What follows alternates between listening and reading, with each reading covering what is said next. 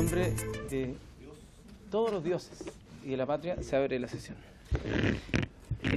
El acta de la sesión séptima queda reglamentariamente aprobada y el acta de la sesión octava se pone a disposición de las señoras y señores diputados. La señora secretaria dará lectura a la cuenta. Gracias, Presidenta. Se han recibido los siguientes documentos.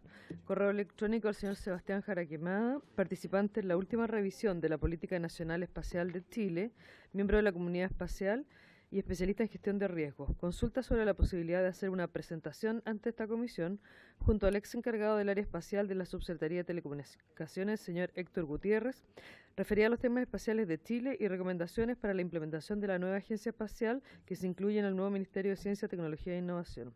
Destaca que sus preocupaciones respecto al área espacial tienen directa relación con la seguridad nacional, la gestión de riesgos, los apoyos de las comunicaciones y la necesidad de potenciar el área espacial del país tanto en la industria como en las universidades. Correo electrónico al señor Roberto Pérez, quien agradece la gestión realizada por esta comisión, ya que se le hizo llegar un documento con la resolución de cierre de su beca de CONICIT, por lo que ahora puede comenzar a realizar el postdoctorado que tenía previsto. Es toda la cuenta, señora Presidenta. Perdón, señor Presidente. No se preocupe, no se preocupe. Tengo dos presidentas en las otras comisiones. Antes de ofrecer la palabra en la cuenta, quisiera no solo, agradecer las diligencias de la Secretaría. No sé si ustedes habrán revisado el correo de Sebastián Jara Quemada, ¿fue? Sí, de Sebastián Jara Quemada, que la verdad es que a veces no nos damos cuenta, pero un oficio nuestro de la comisión puede... Perdón, fue Roberto Pérez, perdón. Que el oficio que hicimos por el caso de la semana antepasada tuvo efecto inmediato y lograron solucionar el tema, entonces... Hay veces donde nos frustramos porque no conseguimos hacer las cosas y en este caso una simple diligencia de la comisión a través de la Secretaría pudo destrabar un conflicto y yo creo que es importante y la gente que nos está escuchando, los grandes números de rating que está teniendo este canal en este momento, que sepan que cuando tengan algún problema tratar de nosotros al menos de fiscalizar los actos de gobierno. Se ofrece la palabra sobre la cuenta. Sobre puntos varios. Diputado Torres. Presidente, solo requerir la posibilidad de poder recibir en audiencia a dos profesionales que se han contactado conmigo. Uno de ellos es Jorge Guzmán, que quisiera venir a exponer respecto del Centro de Excelencia de Geociencia Aplicada, y el segundo es el señor ingeniero Carlos Cárdenas sobre el Centro Austral Aplicado de Teledetección. Son dos proyectos bastante interesantes que estos académicos quisieran poder venir a exponer acá en la comisión. Me han entregado, digamos, su currículum y un poco el resumen de qué trata cada uno de los proyectos, que se lo voy a entregar a usted, y ver si es que existe la posibilidad de poder invitarlos a alguna de las sesiones de comisión.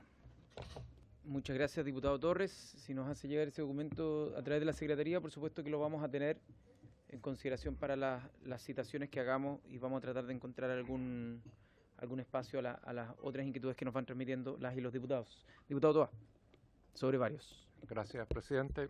En la misma línea y con el objeto de dar continuidad al análisis del tema de propiedad intelectual, yo propondría invitar a Álvaro Díaz, que es una persona muy versada en este tema, autor de un libro muy señero, y creo que podría dar un aporte muy significativo. Muy buena recomendación. Ok, pasemos entonces, si es que no hay más temas varios. Sí, diputado Cast. Disculpe, presidente, lamentablemente no pude participar en la sesión anterior, pero hace 2 sesiones atrás hicimos una solicitud para ver para averiguar si es que existían iniciativas asociadas a educación. No sé si habría alguna información respecto a eso, respecto a la participación de la tecnología o qué incorporaciones están haciendo de plataformas tecnológicas dentro de lo que es el modelo de educación nacional. No sé Sí, de hecho, muy coincidente con lo que la diputada Claudia Mix me hizo llegar como inquietud al yo hacer una pequeña recolección sobre cuáles podían ser algunos temas que tratáramos durante estas semanas mientras no hay proyectos, y en esa línea se plantea para una futura sesión, vamos a ver y tratar de agendar, si es que tanto o el ministro de Educación o el subsecretario pudieran venir a mostrar el panorama de la ciencia y la tecnología, en particular en materia educativa, desde la implementación de políticas públicas o programas que pueden tener que ver con, no sé, la adquisición de bienes, por ejemplo, el programa de entrega de computadores, yo elijo mi PC o yo me conecto para aprender, ante el cual el ministro mostró ciertas críticas, pero también en la entrega mostró cierto. Entonces hay unas palabras que dijo el ministro que pueden ser contradictorias y sería bueno que venga a exponer, como también en materia de ciencias, que sabemos que en tercero y cuarto se excluyó del currículum escolar por parte de la CENET en sus recomendaciones lo que es la ciencia como materia obligatoria en tercero y cuartos medios. Y que sería bueno que nos hicieran un barrido del estatus, no solamente de lo que son las innovaciones pedagógicas, sino también de cómo está tratándose la materia de la ciencia en las escuelas de nuestro país. Hay un proyecto que está en el programa de gobierno del presidente Sebastián Piñera que hace referencia a la incorporación del pensamiento computacional y de la programación en nuestras escuelas. Sería súper interesante saber cómo lo plantean, o sea, cómo lo planean ejecutar. Y justo ahora, justo que está llegando la diputada Mix, precisamente estamos tocando el tema de invitar a una sesión futura a autoridades del Ministerio de Educación para que nos hagan referencia sobre cómo está la materia de ciencia, tecnología e innovación hoy día siendo incorporada en nuestras escuelas. Así que lo tenemos súper como considerado. Dentro probablemente de las próximas situaciones va a haber una en esta materia. Diputado Mellado. Presidente, en varios también. Yo quiero recordarle que tenemos todavía esa idea que teníamos de conciencia. ¿Se acuerdan que íbamos a ir en distintas partes? No lo dejemos de lado. Creo que como muestra un botón con una carta y una carta nuestra a otro lugar pudo destrabarse un conflicto. Quizás las expectativas que estamos creando, por lo menos mi región de la Araucanía, la más linda del país, creamos una expectativa bastante buena con la CGNA y con otros más, de que podían haber cosas que la gente podía confiar en nosotros, que podíamos hacer algo. Yo creo que en cada región podemos hacer un aporte. Y yo creo que no esperemos que vengan proyectos. Si no hay proyectos, vamos a buscar alguna cosa que podamos ayudar a la gente. Eso, tal cual, diputado Mellado, nosotros estamos a toda marcha finalizando los últimos detalles con seguridad. Yo me comprometo que a la vuelta a la distrital va a estar listo. Hemos tenido algunos problemas en la fase de programación, el diseño está listo, la programación ya se está implementando, estamos ahora estableciendo algunos contactos para tener listos los media partners y debería estar esto listo y para implementarse a la vuelta a la semana distrital. Mis excusas por el atraso en la parte más ejecutiva, diputado Cast, pero sí o sí está presente. Diputado Cast. No, en la misma línea de lo que estábamos hablando anteriormente respecto a, yo entiendo el matiz de los contenidos o evaluar los contenidos que existen respecto a la formación en temas tecnológicos o de ciencias dentro de lo que es nuestra educación, pero también quisiera incorporar el arista o el matiz respecto a los software que existen hoy día como plataformas complementarias a la educación nacional, que lo habíamos mencionado anteriormente, y ver si es que podemos incorporar a alguien, puede ser de alguna empresa de software, obviamente que en esto probablemente las más desarrolladas van a ser las más grandes, pero quizás también algún especialista de alguna universidad que se haya especializado en plataformas complementarias de comprensión lectora, de cálculo matemático y de y de idiomas, que entiendo que son las plataformas más usadas en contextos internacionales de incorporación de esto al complemento educacional, sobre todo en educación escolar y preescolar. Gracias. Muchas gracias, diputado Cast. La diputada Claudia Mix. Sí, efectivamente habíamos conversado con el presidente de la comisión, porque por esas cosas la vida. Yo tengo un hermano que es profesor de educación tecnológica y me comentaba que hay varias escuelas de pedagogía que han ido cerrando las especialidades de educación tecnológica, y por otro lado la reducción de horas en aula de educación tecnológica. La mayoría de las veces terminan siendo profesores de artes que asumen o cualquier otro profesor técnico que manual, no haya, claro, que era técnico manual en algún momento, y pero fue tecnológico. exacto, pero hoy día el profesor de artes o de otras áreas que no corresponden necesariamente a la ciencia y a la tecnología, terminan rellenando las horas. Entonces es una preocupación. Primero, saber que hay docentes que ya no van a tener la opción de tener esa especialidad y por otro lado tener claridad primero respecto al número de horas que efectivamente los niños en aula están teniendo educación tecnológica. Está muy fuerte el tema de la robótica, por ejemplo, que es un tema también de acercamiento medio, verdad, lúdico, pero que finalmente los acerca a la tecnología. Y por otro lado, un montón de posibilidades de acercarse al tema astronómico a través de esas clases, a través de experimentos que hoy día, él me lo comentaba, él hace clase acá en Valparaíso en un colegio municipal y le tocó hacerse cargo de cursos que supuestamente ya habían tenido educación tecnológica y tuvo que partir por primero construir desde el concepto qué es tecnología, qué es. O sea, hay un vacío, él me lo manifestó como preocupación y por eso se lo comenté al presidente de la comisión. Me parece que es importante porque si nosotros queremos proyectar un país con acceso a la tecnología, estamos creando un ministerio en la misma línea, hay un montón de software, como lo plantea, hay una tecnología a disposición de los niños y de los jóvenes, pero claramente en el aula no hay puesto un énfasis respecto de las herramientas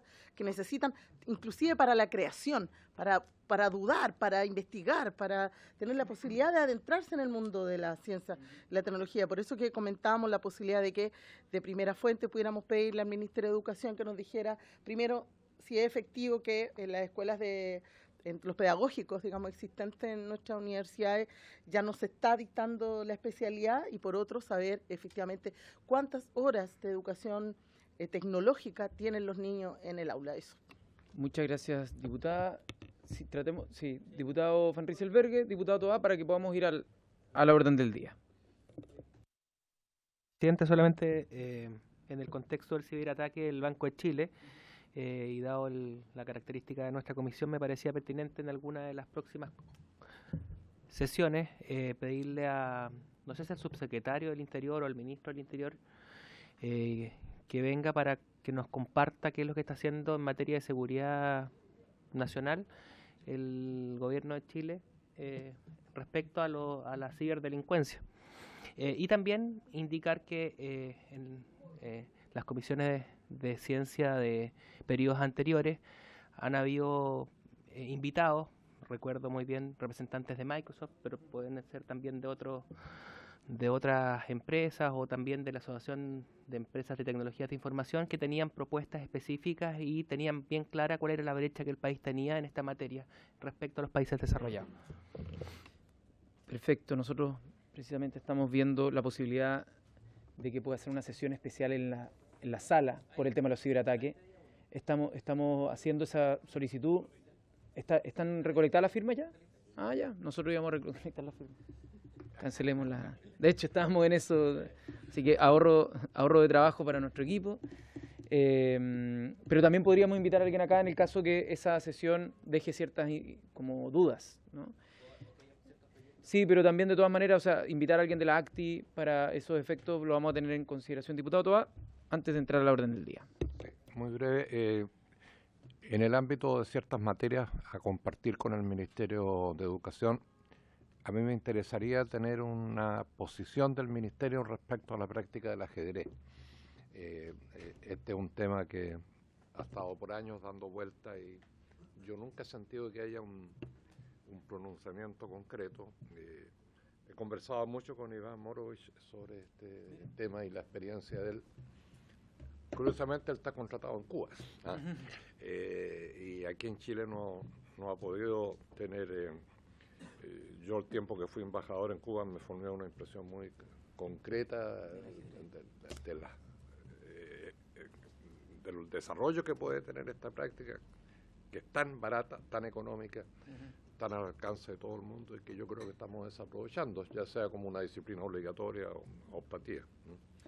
Muchas gracias, diputado Toá. Podremos hacer esas preguntas al Ministerio. Hay en antecedente y si puede revisar, le podríamos pedir a la corporación, porque debe ser de fácil búsqueda, le podríamos pedir a la Secretaría los proyectos de resolución que se han aprobado para incorporar el ajedrez dentro de los objetivos de aprendizaje o dentro del currículum escolar como metodología para aprender sobre todo habilidades relacionadas a la lógica, a la matemática, también a la abstracción del futuro, como de la estrategia.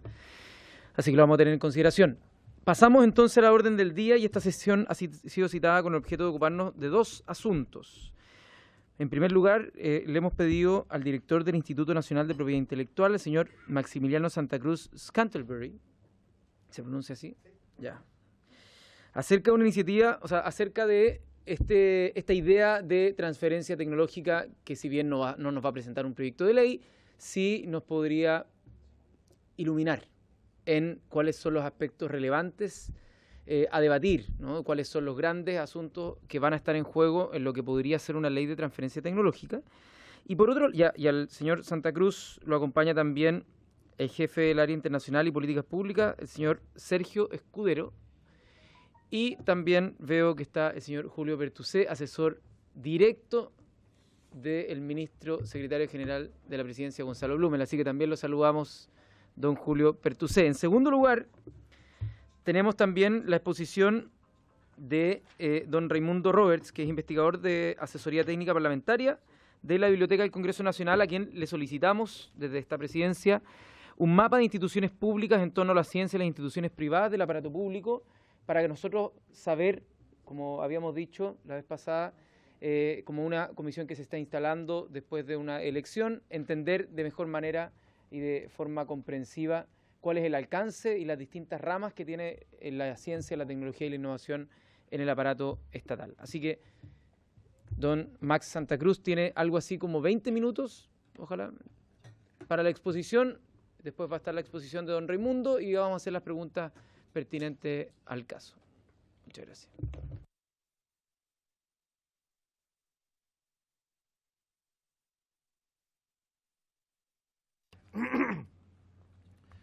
Bueno, muchas gracias, señor presidente, por la invitación.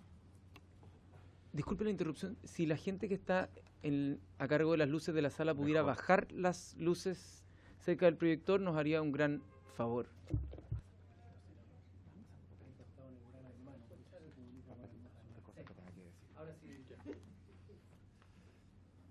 Muy bien. Bueno, muy buenas tardes y muchas gracias por la invitación. Yo voy a hablar principalmente desde la perspectiva de propiedad intelectual. Desde hace un buen tiempo, INAPI, que es la Oficina de Marcas y Patentes de Chile, y en un minuto más voy a contar qué consiste, ha venido promoviendo la idea de que Chile tenga una primera ley de transferencia tecnológica. Chile no cuenta con tal ley como sí lo cuentan en muchos países desarrollados y muchos países en desarrollo, empezando por los BRICS. Pero Chile no tiene una ley tal. Ahora, nos da mucho gusto que en la discusión que se dio sobre el Ministerio de Ciencia y Tecnología, el tema de transferencia tecnológica pasó a ser un tema relevante en la agenda y en definitiva esa discusión se plasmó en el reemplazo del actual artículo 9 de la ley de Fondesit. Yo dije en muchas ocasiones que mi óptimo no era que esto estuviera en la ley del Ministerio de Ciencia y Tecnología, pero reconozco méritos en que esto levantó la importancia del tema. A ver, el tema de propiedad intelectual es un tema que levanta cada vez más interés por todos los países desarrollados y en desarrollo. Aquí ustedes pueden ver las últimas cifras que publicó la Organización Mundial de la Propiedad Intelectual, que es la agencia de Naciones Unidas encargada en el tema, son cifras del 2016. Siempre hay un desfase entre las cifras que se publican porque uno hace una solicitud de patente de marca y se demora algunos meses en publicarse. Y por lo tanto, las últimas cifras internacionales son del 2016. El año 2016 se pidieron un poco más de 3 millones de solicitudes de patentes en el mundo, un poco menos de 10 millones de marcas, 1,6 millones de modelos de utilidad, que son una especie de patentes para innovación incremental, es decir, algo bastante más sencillo y por ende tiene un plazos más cortos de protección, y poco más de 1 millón de diseños industriales, es decir, un tipo de propiedad intelectual que protege la apariencia de un objeto funcional, típico en mobiliario, etc. Ahora, la distribución de las solicitudes de patentes en el mundo es muy disímil. Gran parte de las solicitudes de patentes están concentradas en lo que se llama el PI5, el IP5, que son Estados Unidos, Japón, China, Corea y los 38 países de la Oficina Europea de Patentes, que es más que los países de la Unión Europea. Sin embargo, hasta hace unos 15 años atrás, diría que la concentración de solicitudes estaba dada en Estados Unidos, en la Oficina Europea de Patentes y en Japón. En los últimos 15 años, sin embargo, la innovación o la generación de innovación se ha trasladado desde el Atlántico al Pacífico y China y Corea, junto con Japón, pasan a concentrar gran parte de las solicitudes de patentes en el mundo. Y ustedes ven acá en el gráfico a mano izquierda que la mayoría, más de la mitad de las solicitudes de patentes hoy día vienen de China o se presentan en China. La participación de Latinoamérica es muy, muy baja, en menos de un 1% de la participación mundial. Y a pesar de que ha ido creciendo, vemos a mano derecha el patentamiento en Latinoamérica. Ahora, todos los países latinoamericanos tienen un sistema de propiedad intelectual. El tema de propiedad intelectual es un tema altamente armonizado en el mundo, se rige por reglas más o menos comunes, existen, diría que más de 30 acuerdos internacionales de propiedad intelectual, el principal de la OMC, la Organización Mundial del Comercio, y después vienen 27 tratados multilaterales de la OMPI, además de una serie de tratados bilaterales donde Chile lleva la delantera probablemente con México y muchos de ellos tienen disposiciones de propiedad intelectual. Los tratados de Chile van desde una sola disposición, por ejemplo, como el TLC que tenemos con Canadá, donde pedimos que se reconozca el pisco y nosotros a cambio protegemos el whisky canadiense, hasta capítulos completos y muy sustantivos como el TLC con Estados Unidos. Ahora, en materia de solicitudes en Chile, las solicitudes han ido creciendo en el último tiempo. Ustedes pueden ver que en las barritas azules se muestra cómo ha subido más o menos en un 20%, creo, en los últimos 10 años las solicitudes de chilenos en Chile, estoy hablando. Todos los países reciben solicitudes tanto de nacionales como de extranjeros. Y el patentamiento de chilenos en Chile ha ido en aumento. Ahora, lo más interesante y un tema que promueve INAPI es el patentamiento de chilenos en el extranjero. Siendo Chile un país relativamente chico, con 17 millones y medio de habitantes, Chile tomó en los años 90 la determinación de abrir los mercados para sus bienes y servicios, considerando que el tamaño de nuestro mercado era muy chico, y por eso TLC es participación activa en el multilateralismo. La idea de que los productos y servicios, principalmente productos y commodities que exporta Chile hoy día y en el futuro vayan con valor agregado, tiene que ver con propiedad intelectual. Es decir, que nuestros productos salgan con marcas, con diseño, modelos de utilidad y patentes. Y por eso ha habido un foco importante de INAPI en promover el patentamiento de chilenos en el extranjero. Ustedes pueden ver que el año 2011 los chilenos presentaron tantas patentes en Chile como en el extranjero, y de ahí en adelante los chilenos presentan más patentes afuera que adentro. Ahora, esto es, hay que hacer una precisión. Por una patente que un chileno pide en Chile, por ejemplo, una patente en materia minera, en mecánica o biotecnología, él la va a querer internacionalizar y pedirla muy probablemente en Australia, en Canadá, en Perú, en Sudáfrica. Entonces, es un mismo invento que se presenta en Chile, pero se presenta 4 veces, 5, 50 o 100 veces en el extranjero. Y aquí se cuentan ambas. Ahora, si ajustamos, Chile debe ser el cuarto país que más patentes pide en Latinoamérica, en términos brutos, detrás de Brasil, naturalmente, México, Colombia, Argentina, debe ser el quinto. Yo creo que estamos muy cerca de alcanzar Argentina doblándonos en población. Y ustedes pueden ver acá que ajustando las cifras a cuántas patentes piden los nacionales por millón de habitantes, Chile lleva por lejos la delantera en la región. Por cada millón de habitantes, los chilenos piden 52 patentes en Chile y en el extranjero.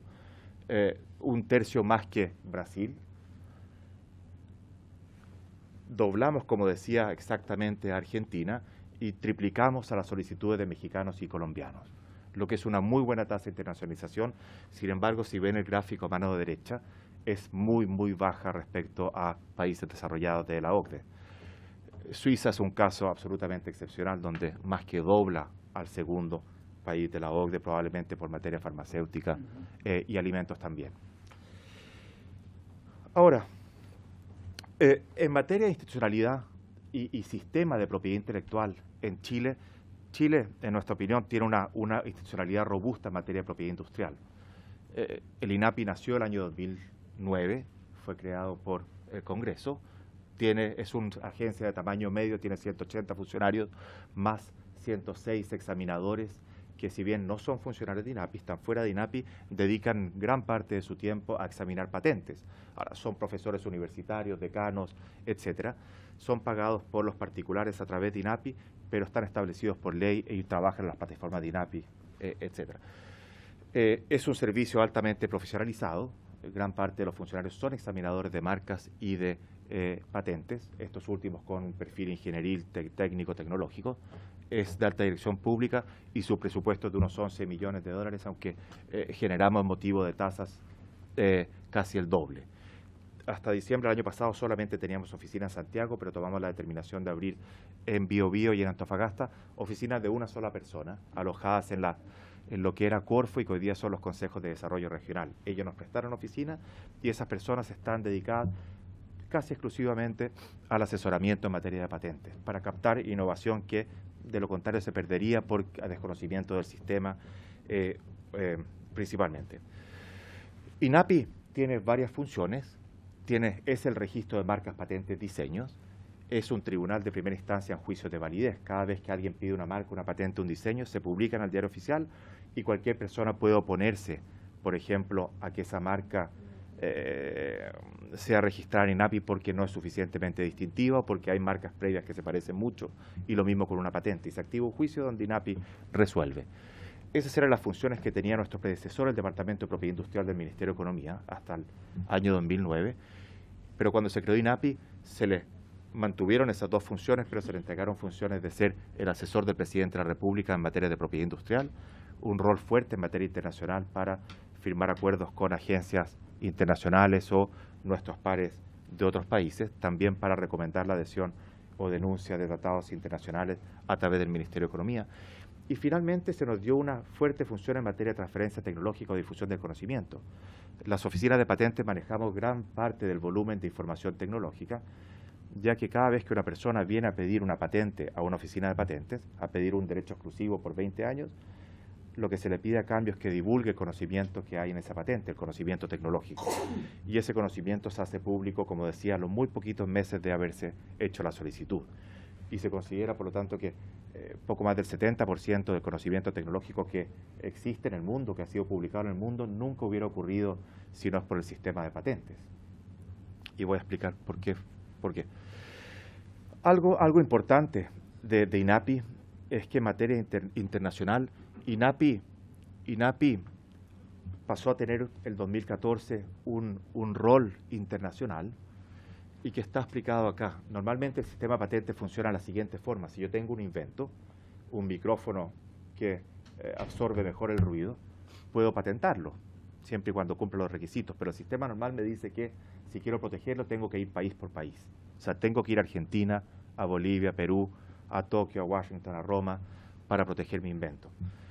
Sin embargo, existe un tratado que se llama el Tratado de Cooperación en Materia de Patentes, el PCT, del cual somos parte desde el año 2009, que facilita el patentamiento internacional. Es un sistema simplemente alternativo de presentación, no es una patente mundial ni nada. Este tratado tiene 152 países hoy día, pero al medio arriba está el sistema tradicional donde tengo que ir país por país. En el medio, el PCT me dice que una universidad chilena o un inventor o una empresa chilena van a INAPI.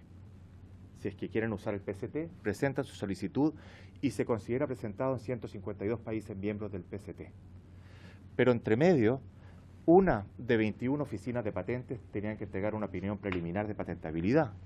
Son Japón, Canadá, Estados Unidos, España, China, la Oficina Europea, etc. Hasta el año 2014, esa opinión preliminar para los chilenos era entregada principalmente por España, en segundo lugar por la Oficina Europea y tercero por Estados Unidos. Pero desde el 2014 INAPI pasó a ser parte de ese grupo chico de oficinas, de 21 oficinas, lo que se llama las Autoridades Internacionales de Búsqueda y Examen Preliminar. La segunda en Latinoamérica, junto con Brasil, y la segunda que es de habla castellana junto con España. A partir del 2014, esa opinión preliminar de patentabilidad, en vez de hacerse en España, en Europa o en Estados Unidos, la entrega INAPI. E INAPI además se la entrega a prácticamente todos los países latinoamericanos que son miembros del PCT, que nos están usando hoy día nosotros en vez de España, Europa, Estados Unidos o Corea. Es decir, prestamos servicios a mexicanos, colombianos, peruanos y desde enero empezamos a funcionar en inglés a pedido de Trinidad y Tobago. Esto ha sido un segundo incentivo al patentamiento de chilenos en el extranjero. Ahora, si bien consideramos que Chile tiene una buena institucionalidad pública de propiedad industrial, no somos naturalmente la única pata de una mesa en innovación, y ahí participan las universidades, la empresa, los inventores como personas naturales y todo el sistema público de I+D+I. Las universidades, en nuestra opinión, se han ido poniendo al día en los últimos años, creando políticas de propiedad intelectual en las universidades. Hoy día yo creo que unas 29 universidades tienen políticas de propiedad intelectual y tienen estructuras para administrar estas políticas, lo que se llaman oficinas de transferencia tecnológica, que han sido creadas a instancias principalmente de Corfo, quien también está promoviendo ahora la creación de 3 grandes oficinas de transferencia tecnológica, lo que se llamarán los hubs, para ayudar a estas OTL en distintos temas. El patentamiento de las universidades ha ido aumentando muy fuertemente en los últimos años. Cada año hoy día se están pidiendo poco más de 140 o 150 patentes, pero lamentablemente están concentradas, diría, en unas 4 universidades, concentran el 90% de las solicitudes de patentes. Hay universidades públicas que, de hecho, no presentan patentes, ni una en un año, otras simplemente una, y universidades que están fuera del CRUCH recién están empezando a echar a andar estas políticas y estas estructuras. Ahora, las cifras que yo mostraba en materia de patentamiento en Chile, de chilenos en el extranjero y chilenos en Chile y también de universidad, en nuestra opinión no reflejan la innovación que se está haciendo en Chile. Y INAPI ha sido testigo de cómo, yendo a prestar asesoría especializada, por ejemplo, fuera de la región metropolitana, hay mucha innovación. Y mucha de esa innovación es financiada con fondos públicos, como lo es, sabemos, ese 0,39% de nuestro PIB. Y por lo tanto, creemos que deberían de haber mejores formas para captar esa innovación. Y eso es una ley de transferencia tecnológica. Este es un mapa que demuestra un poco el conocimiento, o cuánto se usa el conocimiento generado por chilenos en papers, cuántas veces el conocimiento que generan chilenos es citado, por ejemplo, en solicitudes de patentes. Y abajo se ve en rojo cuánto los chilenos usan ese propio conocimiento citando en patentes, pero muchos países desarrollados, desarrollo, usando aún más el conocimiento que se genera en Chile en sus solicitudes de patentes. Este es un documento de patentes. Y este es un documento con el que nos topamos hace un tiempo, que demuestra cómo el sistema no está funcionando lo bien que debería. Esta fue una solicitud de patente presentada no en INAPI, fue una oficina extranjera, cuando funcionábamos como Autoridad Internacional de Búsqueda. Esta fue una patente que fue presentada por un chileno y fue rechazada porque aparecieron documentos que decían que el invento no era suficientemente novedoso, es decir, el invento ya existía. Y aquí uno puede ver cómo el sistema ha fallado en varias etapas de un proceso de innovación. Este invento fue financiado con fondos públicos, es un FONDEF. Aquí uno puede ver cómo un investigador chileno se acercó a una entidad que financia investigación en Chile a pedir fondos para hacer investigación que ya existía. Segundo, cómo una entidad pública entregó fondos cuando no debería haberlo hecho. Tercero, ese mismo investigador fue a pisar una oficina de patentes para pedir un derecho exclusivo por 20 años para un invento que ya existía. Afortunadamente, esa oficina de patentes captó que el invento no era nuevo, porque hay que ser muy cuidadoso en el análisis de patentes de forma de no bloquear una tecnología por 20 años que no lo merece. Y por eso las oficinas se toman 3, 4, 5 o 6 años en examinar una patente. Esto se hubiera evitado, en nuestra opinión, si Chile tuviera una mejor normativa en materia de propiedad intelectual y transferencia tecnológica, por ejemplo, le exigiera a un postulante a fondos públicos llegar con lo que se llama una búsqueda del estado del arte, es decir, que él mismo busque cuáles son los inventos y la literatura científica que más se acerca a su invención, y si se da cuenta que eso ya existe, simplemente no gastará recursos y no nos hará perder tiempo y recursos al Estado entregándole fondos. Como decía, hace muchos años venimos promoviendo que para evitar este tipo de problemas, Chile cuente con su primera ley de transferencia tecnológica. Hasta donde recordamos, por allá del año 2016 o 2015, la División de Innovación del Ministerio de Economía había contado que Chile tiene más de 140 fondos públicos para I+D+I. Y todos esos fondos públicos no se someten a una regulación única, a un estatuto único que siga la misma lógica. Como ustedes ya saben, porque algunos han participado en la discusión del Ministerio de Ciencia y Tecnología, tenemos desde fondos que castigaban el patentamiento, como el artículo 9 del FONDES, que le decía a una universidad que si quería patentar, uno tenía que pedir permiso, y si lo obtenía, tenía que devolver la totalidad de los fondos, aun cuando no supiera qué tan bien le iba a ir. Hasta fondos que simplemente son silentes, nada dicen que son la mayoría, hasta algunos que promueven el patentamiento. Incipientemente en Corfo se han ido incorporando en los contratos de asignación el que por lo menos el asignatario tenga una política de propiedad intelectual. Él verá cómo la maneja, pero lo importante es que tenga control sobre su creación, sobre su invento. Si quiere puede aprovecharse comercialmente de ella, o si quiere puede entregar una licencia abierta, ad eternum, sin límites geográficos, etcétera. O puede, por ejemplo, si la decide licenciar a entes públicos, simplemente no cobrar, pero si la quiere licenciar a la competencia, puede cobrar un royalty. En eso consiste la propiedad intelectual. Ahora, para promover una ley de transferencia tecnológica en Chile, desde hace mucho tiempo venimos estudiando qué han hecho otros países, y creemos que, para empezar la discusión, aunque no necesariamente debería ser el resultado, hemos estado mirando cómo lo hizo Estados Unidos, que fue probablemente el primer país que tuvo una ley tal, lo que se llama el Bayh-Dole Act, la ley del Bayh-Dole de 1980. Aquí, en este dibujo, se plantea lo que era la situación de Estados Unidos antes de existir esta primera ley de transferencia tecnológica. Hasta 1980, la titularidad de la innovación que se generaba con fondos públicos de Estados Unidos pertenecía al gobierno, al Estado o a las agencias que financiaban, lo que no es el caso de Chile, eso sí.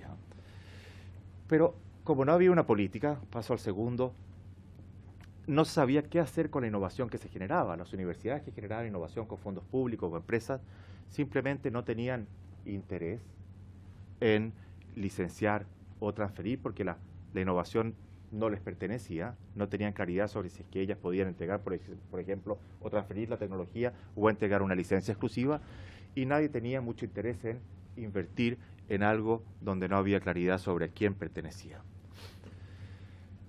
Pasando a la cuarta columna, lo que ocurría ahí derechamente era que la innovación que se generaba con fondos públicos, fuera en una empresa o por un inventor o por una universidad, fuera pública o privada, quedaba en el dominio público. Y al quedar en el dominio público no pertenecía a nadie y pertenecía a todos. Pero como dice, creo que correctamente este esquema, eso era un desincentivo para cualquier persona a invertir en tecnología que pertenece a todos, porque el sistema funciona para que uno se apropie de innovación, tecnología e innovación de este bien público, y si yo no hago eso, muy probablemente nadie va a invertir en mi invento, porque nada garantiza que mañana no puedan copiarnos ese invento, particularmente si es que se puede hacer ingeniería inversa de forma muy rápida. Bueno, y al final está la frase de uno de los dos senadores que promovieron la ley. Esto era un sinsentido, estar gastando fondos públicos sin una política clara que promoviera la apropiación de la investigación que se generaba con fondos públicos. Hasta ese entonces había muy pocas patentes que salían de las universidades. En 1980 Estados Unidos toma la determinación de sacar esta ley, el Bayh-Dole, que tiene muchos objetivos. El principal de ellos es el de arriba, que está en azul, es usar el sistema de patentes para promover el uso de invenciones derivadas de la investigación y desarrollo que ha sido financiada con fondos públicos. Pero al final lo que hace en general esta política es en el fondo bajar la línea y transmitir la importancia que tiene la propiedad intelectual y el patentamiento para innovación que se genera con fondos públicos. Lo que hace es fomentar la apropiación en universidades. En ese entonces eran entidades sin fines de lucro, lo que cubría universidades públicas o privadas o pequeñas y medianas empresas. Hoy día eso se ha modificado y cubre a cualquier persona que reciba fondos públicos, pero la lógica es la misma. En donde cae $1 de fondos públicos, la lógica debería ser la misma. Es decir, al mismo input, la lógica es que el output sea igual. Fomenta la apropiación de innovación que se genera con fondos públicos, pero lo que hace el gobierno de Estados Unidos es reservarse ciertos derechos. Dice garantizar que el gobierno tenga suficientes derechos sobre las invenciones, más allá de obtener nuevos productos, servicios, soluciones que nos mejoran la vida. Se salvaguardan ciertas cosas que se usan o deberían usarse muy excepcionalmente y hasta ahora no se han usado. Y esas son las licencias no exclusivas y también lo que nosotros llamamos licencias obligatorias o internacionalmente otros usos sin la autorización del titular. Estos son algunos de los objetivos de la propiedad intelectual. La propiedad intelectual sirve para varias cosas. En primer lugar, para países como Chile o países de tradición europea, sirve entre otros o principalmente para reconocer el esfuerzo que hacen inventores o autores. Estoy hablando de patentes, derechos de autor, con una dimensión más que tiene que ver con más derechos humanos, derechos personalísimos. Segundo, sirve como un fuerte incentivo para un fuerte incentivo a la innovación y la creatividad. Tercero, sirve como un fuerte incentivo a la difusión del conocimiento. Recuerdan que dije que a cambio de que el Estado proteja, le entregue protección para un invento por 20 años o 10 años para un modelo de utilidad, exige que el inventor divulgue la información tecnológica que está en su invento, y por eso manejamos tanta información tecnológica. Y también sirve como un fuerte, como una herramienta que fomenta la transferencia tecnológica. Como decía hace un rato, una cosa es generar conocimiento, tecnología, innovación, bienes públicos, pero si se considera que si yo no me apropio de eso, no convierto este conocimiento en un activo intangible que pueda transferirse y traspasarse, muy probablemente nadie va a invertir en ello. Así que transforma este conocimiento en activos que son transables. Y finalmente sirve para ordenar el mercado y evitar la confusión, que es una lógica más de las marcas, indicaciones geográficas, denominaciones de origen o competencia desleal. En nuestra opinión, tal como está el sistema hoy día, absolutamente desregulado, muchos de estos objetivos simplemente no se cumplen. Como decía, el Estado está financiando mucha investigación, probablemente insuficiente. El 0,39 estoy de acuerdo que es poco, pero lo que predicamos es que ese 0,39% podría usarse de una forma más eficiente. Hoy día mucha de esa investigación que se está financiando simplemente no llega ni a INAPI ni a otras oficinas de propiedad intelectual, con lo que nadie se está apropiando de ese conocimiento. Segundo, quienes financiamos esa investigación, que somos todos los contribuyentes, tampoco nos enteramos de qué se está haciendo con eso, y de lo contrario nos podríamos enterar de eso con el sistema de patentes, que maneja buenas bases de datos que deberían ser públicas y lo son en INAPI. INAPI ha digitalizado toda su colección de patentes de 1840 hasta el día de hoy, y tampoco se fomenta la transferencia tecnológica. Nuestra idea es empezar a trabajar esta ley de transferencia tecnológica y abarcar varios aspectos. Esto es simplemente un esqueleto de lo que deberían ser disposiciones generales o principios básicos, pero como decía, ojalá fuera una política uniforme que regulara todos los fondos públicos para la I+D+I, que se guiara por ciertos principios que están abajo. Estos no son los únicos, hay cosas que muy probablemente van a salir de acá. Esto no es una lista exhaustiva de cosas que debería contener una ley. Pero la idea es que establezca obligaciones y responsabilidades y también derechos en los entes que financian investigación, desarrollo e innovación, y también establezca derechos y obligaciones en los asignatarios de fondos públicos. Por ejemplo, quienes participan en la asignación de fondos públicos, y nosotros participamos, por ejemplo, en algunos de los fondos de Corfo, no se nos exigen deberes de confidencialidad respecto a la investigación que recibimos, que tenemos que evaluar y asignar fondos. No se nos exigen tampoco cláusulas de no competencia, de forma que alguna persona podría llevarse esa tecnología y empezar a explotarla. No se exigen, como decía, obligaciones de que la entidad pública que va a asignar fondos antes haga una búsqueda del estado del arte de forma de no estar patentando la rueda. Creo que los entes públicos deberían haber al menos un encargado de transferencia tecnológica y propiedad intelectual, de forma de ser buena contraparte de los receptores de fondos públicos. Lo mismo en asignatarios de fondos públicos, creo que podríamos exigir que estos entes, universidades, empresas, personas lleguen con búsquedas del estado del arte. Por supuesto que tengan el derecho de apropiarse de esa investigación, etcétera.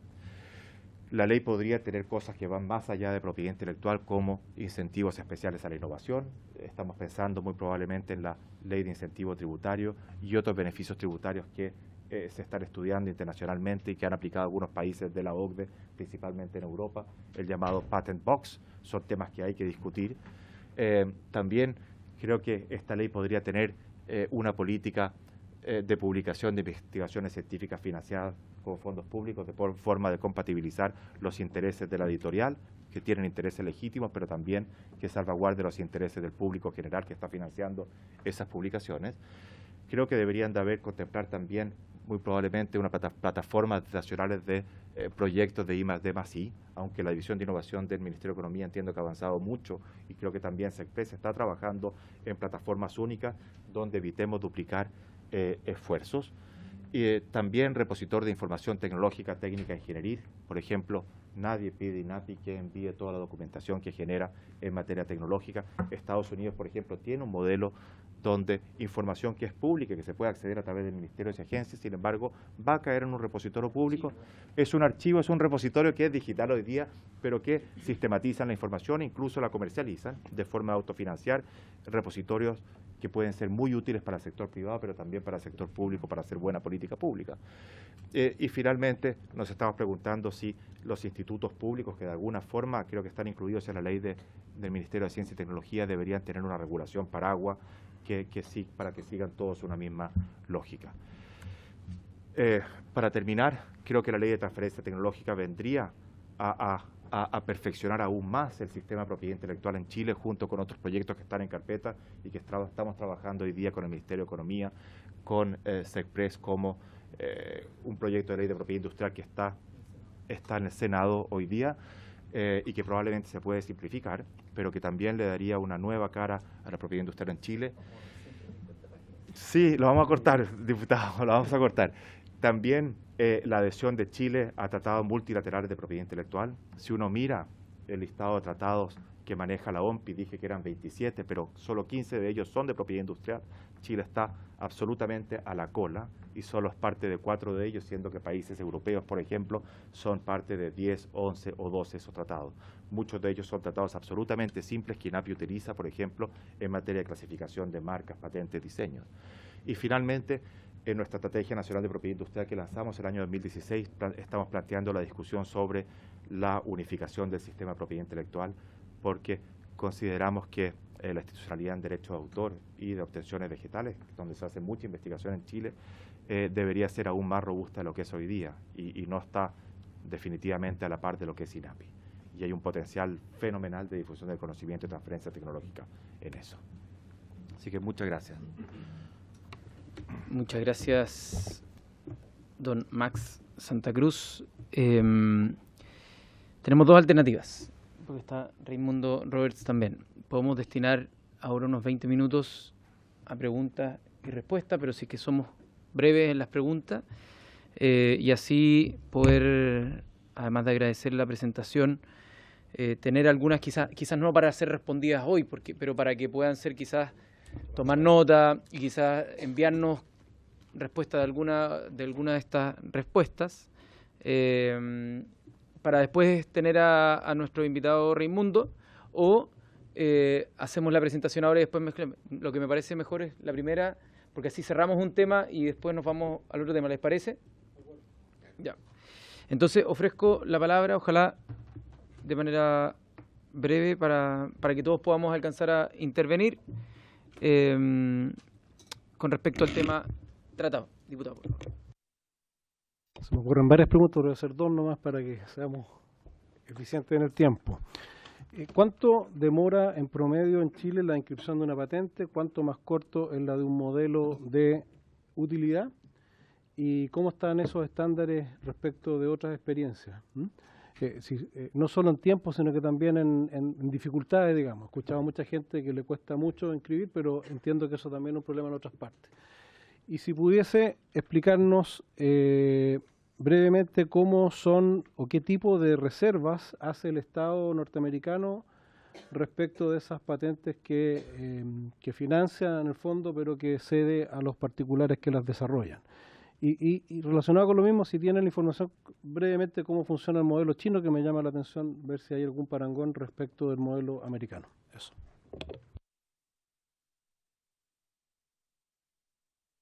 Diputado Toa. Gracias. Bueno, el artículo 9 de la ley ha despertado bastante polémica, por decirlo menos. Y bueno, yo comparto plenamente de que solo una ley específica debería resolver esto. Y bueno, en esa perspectiva es lógico mirar la experiencia de otros países, pero ¿qué podrían decir ustedes respecto al estado de desarrollo que el país tiene, el estado relativo de desarrollo, en términos de la modalidad que se podría adoptar y cómo eso iría evolucionando en el tiempo, ¿no? Porque tengo esa percepción, digamos, más intuitiva que de que hay mucha dependencia del nivel de desarrollo de un país para la modalidad que adopte en un momento determinado.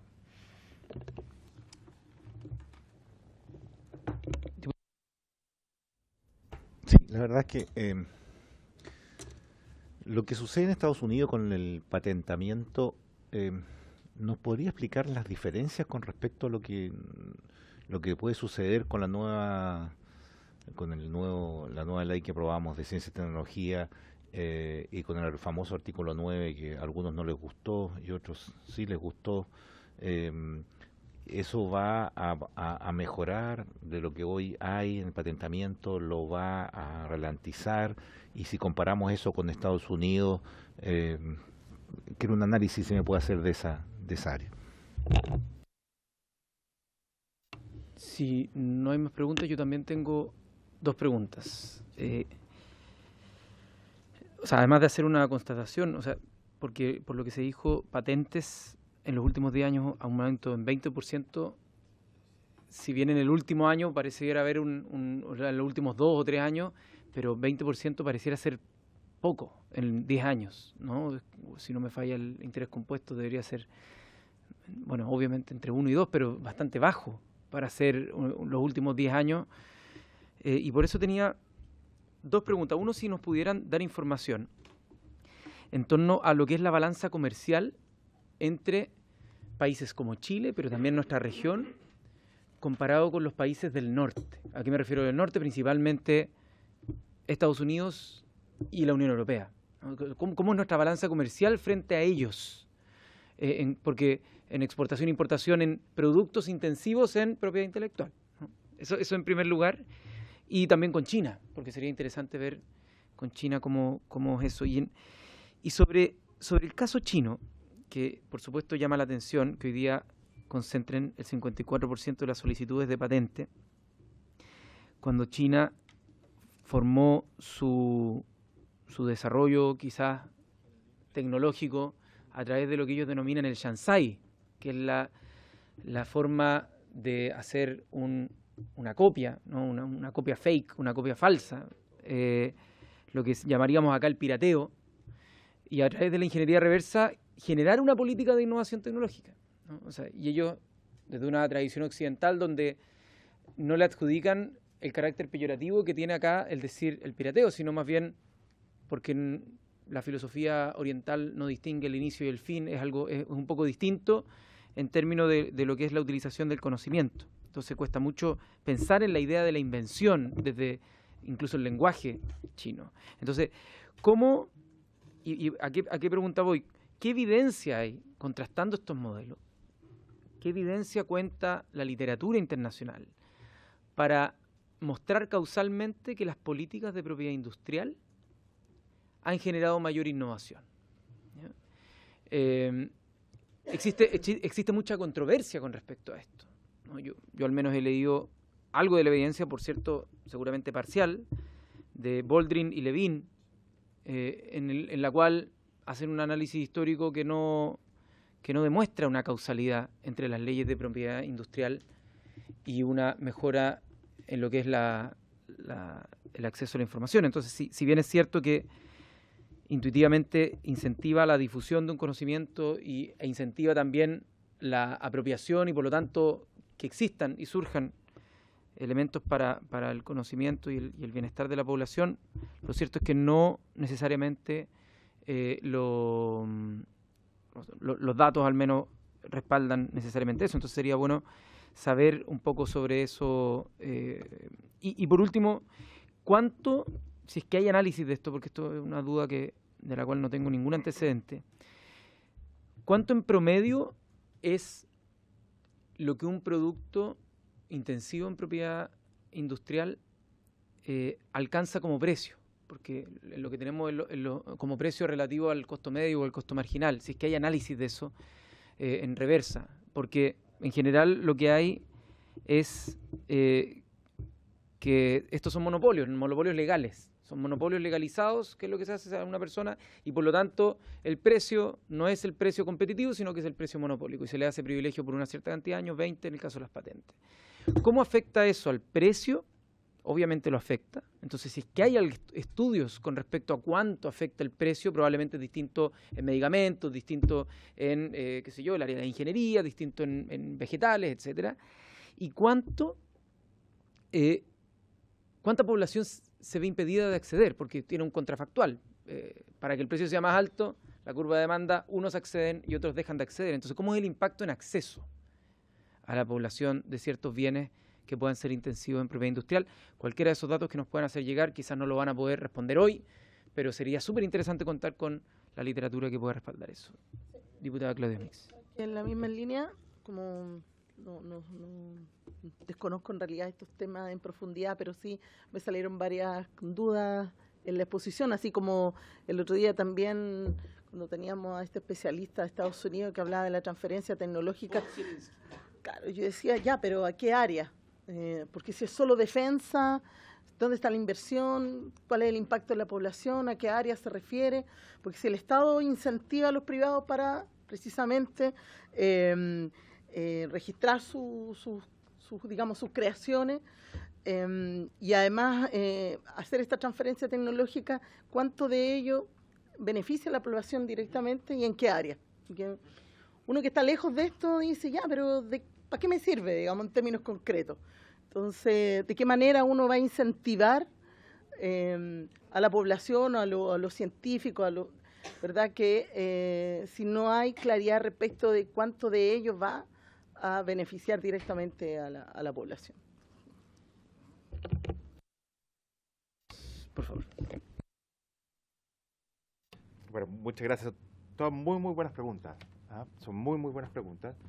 El tema de propiedad intelectual creo que sigue siendo un tema muy crítico hoy día, a pesar de que es de larga data, incluso en Chile, pero sigue siendo un tema novedoso y en constante desarrollo. A ver, sobre los tiempos para tramitar una patente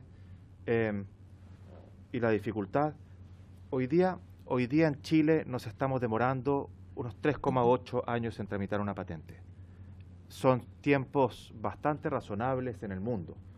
Europa, los países de la EPO se demoran 3,5 años, Estados Unidos poco más de 3 años. Otros países que han transparentado sus cifras se demoran, como Brasil, 13, 14 años en tramitar una patente. Entre medio, eso es muy buena pregunta. La patente va a tener tiene protección retroactiva desde el momento de la solicitud. Uno hace una solicitud de patente y empiezan a correr los 20 años de protección. Por lo tanto, si uno se demora 3 años en tramitar, va a tener 17 años de protección efectiva, pero si alguien se pasó de listo, por ejemplo, en esos 3 años de tramitación, uno puede accionar en contra de esa persona. Lo que han hecho países como que se demoran mucho, Brasil, Argentina, muchas veces se entregan tiempos para compensar las demoras injustificadas en la tramitación de una patente. Sobre la dificultad... Pero con el producto, ¿qué se hace en ese...? no, bueno, con el producto, el producto puede ser comercializado, esto no es un permiso de comercialización. Ojo, esto es una opción que tiene una persona que hace un invento.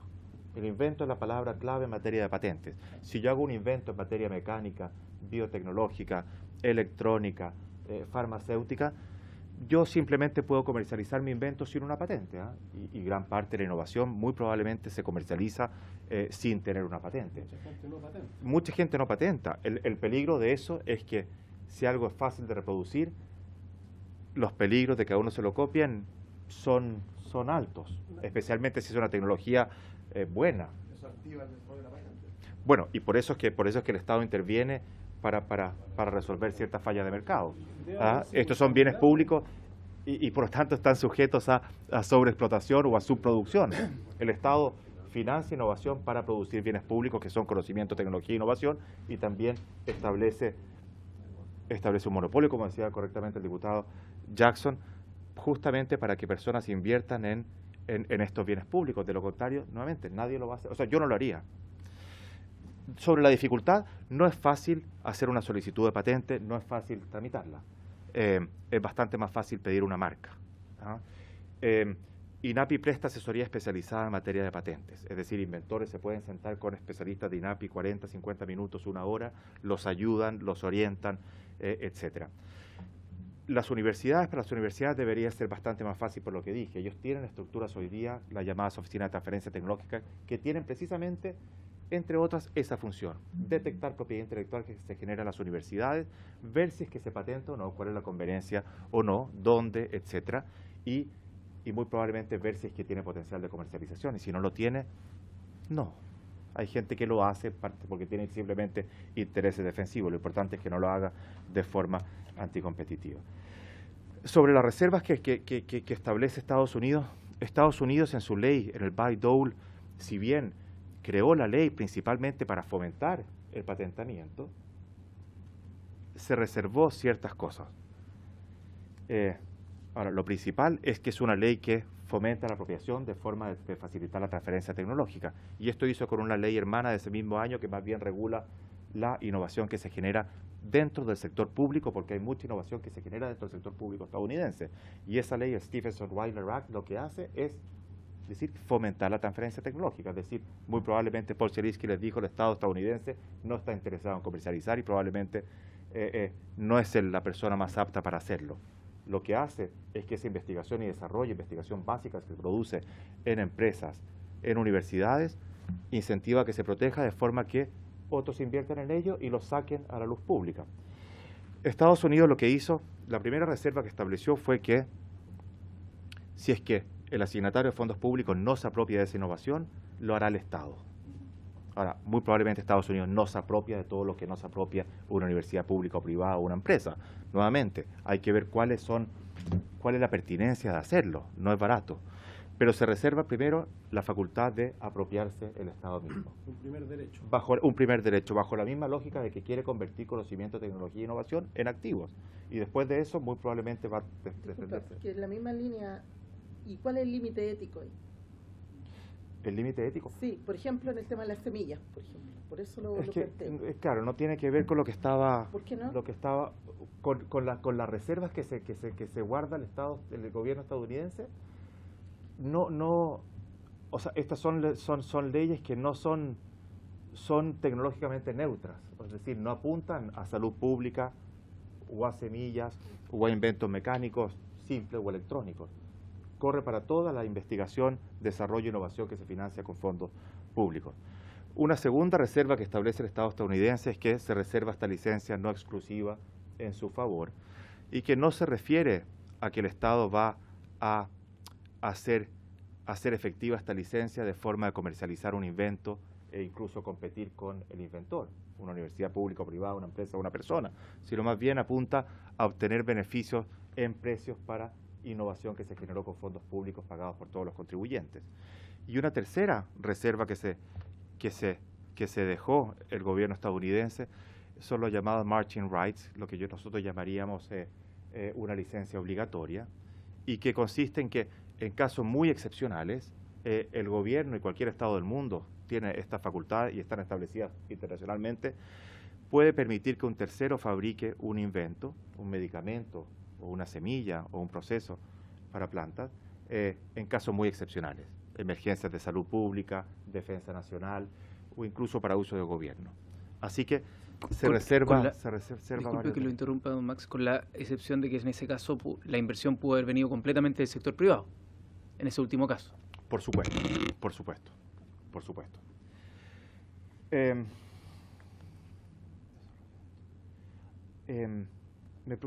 Sobre el desarrollo de Chile en estos temas y si el desarrollo de un sistema de propiedad intelectual, una política de propiedad intelectual depende del desarrollo de un país, yo creo que sí.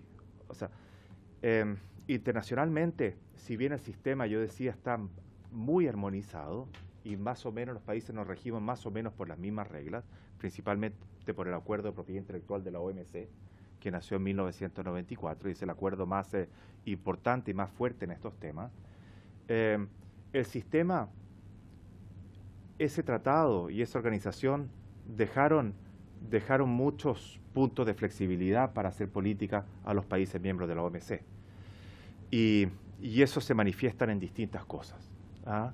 Por ejemplo, en ese tratado se establece la obligación de que todos los países miembros de la OMC entreguen patentes para todo tipo de inventos. Sin embargo, pueden excluir cierto tipo de inventos por razones de política pública.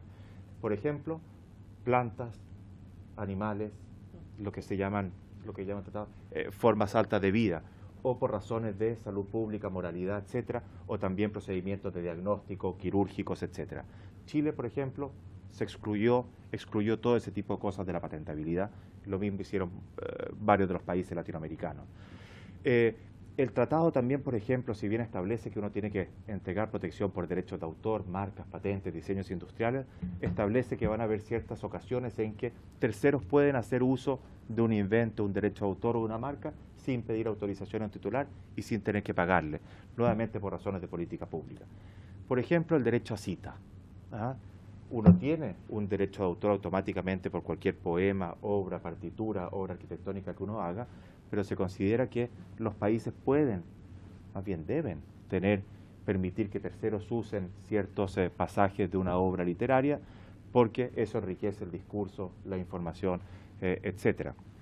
Así que, dependiendo del grado de desarrollo de uno debería calibrar cuál es el sistema que más le conviene. Y esto tiene que ver con una de las preguntas, recuerdo, del diputado Jackson. A ver, sobre las diferencias del resultado de la ley del Ministerio de Ciencia y Tecnología, las diferencias entre Chile y Estados Unidos, ahí hay, en ese artículo hay muchos principios sacados de la ley Bayh-Dole, en principio, pero también hay muchas diferencias. En principio, hasta donde recuerdo, ese nuevo artículo de la ley chilena establece una especie de encabezado o principios por los que se debería regir eso, establece un poco cuál es el sentido de este artículo, cuál es el sentido, entre otros, de la propiedad intelectual, y hasta donde recuerdo, busca balancear un poco los intereses de un privado con el interés público. Ahí lo que se hace es incentivar la apropiación, al igual que en el Bayh-Dole, y también se establece la posibilidad de que si el particular o el asignatario de fondos públicos no lo hace, lo hará el Estado. Tercero, se establece también, al igual que en el Bayh-Dole, la posibilidad de una licencia no exclusiva. Esa licencia no exclusiva tiene cierta diferencia respecto al Bayh-Dole. El Bayh-Dole lo que hace es establecer que la licencia se da por pagada, ya que el Estado la financió, el gobierno la financió. En la ley chilena se establece que el Estado, de hacer uso de esa licencia no exclusiva, tendrá que pagar. Y otra, sobre licencia obligatoria no se establece nada, en algún momento se estableció, y otra diferencia es que ahí se establece la obligación de restituir los fondos en caso de comercializar la patente, y también de pagar un royalty de 5% sobre los ingresos que tenga el asignatario de fondos públicos. Así que se parecen muchas cosas, pero se diferencia en otras. Sobre el aumento de patentamiento en Chile, bueno, es un 25% más o menos en los últimos años. No es lo mejor, no es China, pero no está mal. Pero nosotros creemos que podría ese aumento ser mucho mayor si tuviéramos una ley que regulara esto y entregara incentivos y estableciera un poco más estructura a todo el sistema de asignación de fondos públicos. Sobre la balanza comercial vamos a averiguar eso. Sobre la legislación china, nosotros estamos tomando en cuenta muchas legislaciones para elaborar una ley de transferencia tecnológica. Para empezar, todas las leyes de los BRICS, pero también de países desarrollados como Japón, etcétera. Sobre si hay causalidad o no entre propiedad intelectual y desarrollo, ¿estás de acuerdo? Y desarrollo y la innovación, hay diferentes opiniones. Lo que sí puedo afirmar es que hay una relación entre la protección de la propiedad intelectual y el nivel de desarrollo de los países. Y mostré un par de gráficas donde se veía las cifras estratosféricas de Suiza, que muy probablemente tiene los mayores índices de desarrollo en el Global Innovation Index, en el índice global de innovación, y seguido por varios países como Holanda, que tienen altos niveles de desarrollo, pero también tienen alta protección. Y creo que lo mismo uno puede ver a la izquierda sobre ciertos países como de Latinoamérica, como Chile, Uruguay y también Panamá, que creo que está por sobre nuestro ingreso per cápita hoy día. Una interrupción del diputado Toa. Sí. Australia, Nueva Zelanda. También los vamos a ver, y somos muy cercanos a las oficinas australianas y Nueva Zelanda, y son un países que son muy afines a nosotros en materia de oficinas de propiedad intelectual. Sobre la visita de Paul Zielinski a Aracay, cuánto y qué áreas se beneficia a la población. Bueno, creo que ya Estados Unidos ve el sistema y lo que elaboró a partir de 1980 como un sistema que va a facilitar la transferencia tecnológica, como dije. Gran parte de la innovación que se genera en Estados Unidos viene del sector público, es financiada con plata pública, no la mayoritaria, pero a partir de políticas que salieron después de la Segunda Guerra Mundial, donde Estados Unidos tomó la decisión de que su desarrollo dependía de la elaboración de conocimiento. Se crearon instituciones como el National Science Foundation, el National Institutes of Health y el Naval Research Office, que este último es la institución pública que más patentes tiene en el mundo. Y sabemos también que los institutos públicos de salud financian mucha investigación, pero también tienen mucha propiedad intelectual en ella. Bueno, le queremos agradecer a don Max Santa Cruz, también a quienes lo acompañaron, don Julio Pertusé y el señor Sergio Escudero. Vamos a, por supuesto, seguir en este debate. Esto es una pincelada introductoria que nosotros queríamos hacer aquí en la comisión. La última pregunta que yo le hacía principalmente es por una paradoja que es difícil de responder. Yo no creo que haya una respuesta correcta, que es la paradoja de que en el momento en que la sociedad, a través de su institución, en este caso pública, como puede ser INAPI o sus análogas en otros países, se da cuenta que hay algo que le permite a las personas vivir mejor, se otorga un permiso para restringir el acceso y cómo se mide el bienestar. Es una paradoja, por eso voy, es una paradoja que se ha considerado para incentivar, ¿no? Pero que ocupa la restricción del acceso para su medida de bienestar. Entonces yo trato de analizar como teóricamente dos países en abstracto, uno que eventualmente no protegiera y copiara todo, ¿ya? Y copiara todo, y la población estaría accediendo a precios, por así decirlo, de costo medio, costo marginal,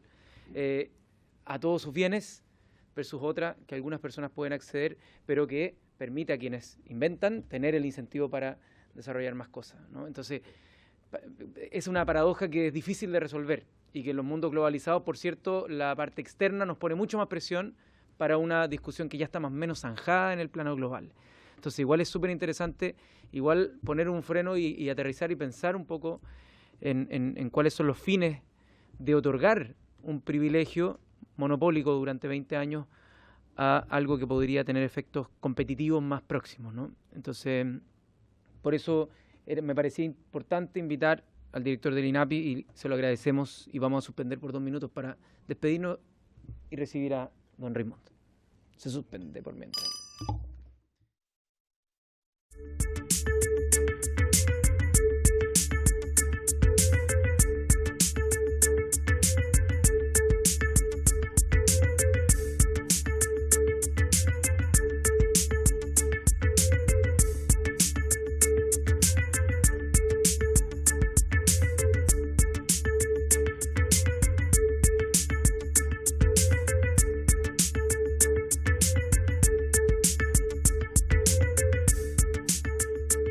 La bienvenida y le agradecemos la paciencia y la dedicación. Siempre están todas nuestras comisiones de trabajo a don Raimundo Roberts Molina. Así que le agradecemos y sin más tiempo, esto es algo que le solicitamos acá desde la comisión, desde la presidencia de la comisión, para conocer el estado del arte de las distintas instituciones públicas que colaboran en materia y también algunas instituciones privadas que colaboran con el aparato público en torno a las ciencias. Vamos a solicitar también nuevamente el bajar las luces para poder ver mejor la presentación y le damos la palabra a don Raimundo.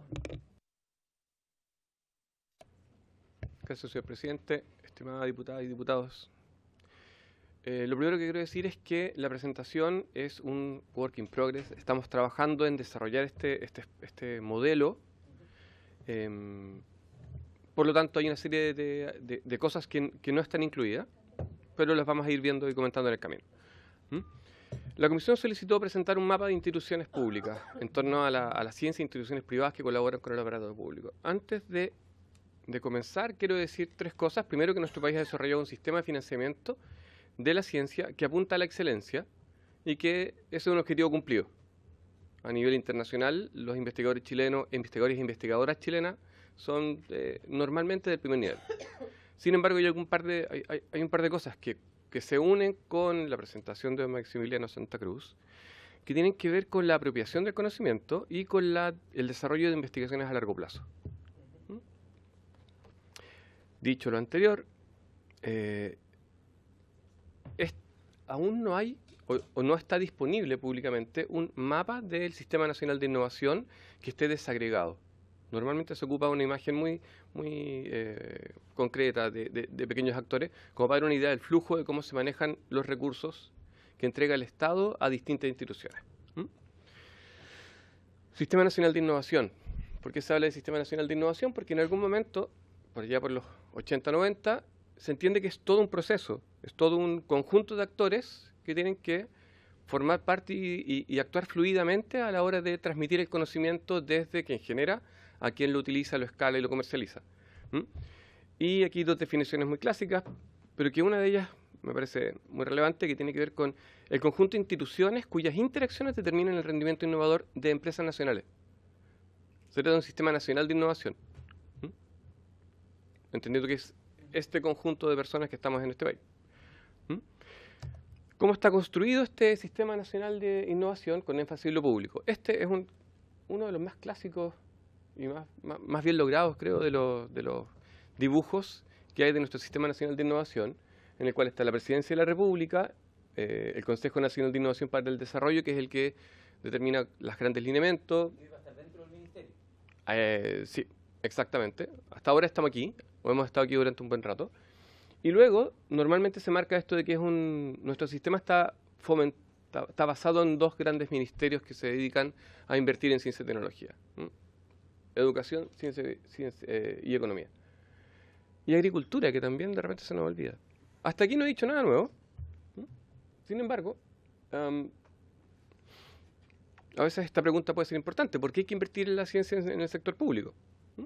Y es básicamente por 2 razones. Una, porque el fomento del conocimiento científico ayuda a que haya empleos de mejor calidad, a que haya posibilidades de innovación, a que haya conocimientos que se desarrollen dentro del país para que sean patentados o utilizados por nacionales o extranjeros que viven en Chile. Y segundo, para promover políticas públicas más eficientes. Y esa es una parte que creo que es lo que va a ser más interesante esta presentación. Para hacer esto, para lograr estos objetivos, normalmente se hacen políticas que tienen 2 vertientes: fomento de la ciencia, pero además desarrollo de mejores políticas sectoriales. En Chile, y entrando en materia, hemos visto que existen cerca de 200 entidades que realizan investigación a partir de información disponible de distintos lados, en un escenario donde el grueso de la investigación se realiza dentro de las universidades y además en un pequeño grupo de universidades.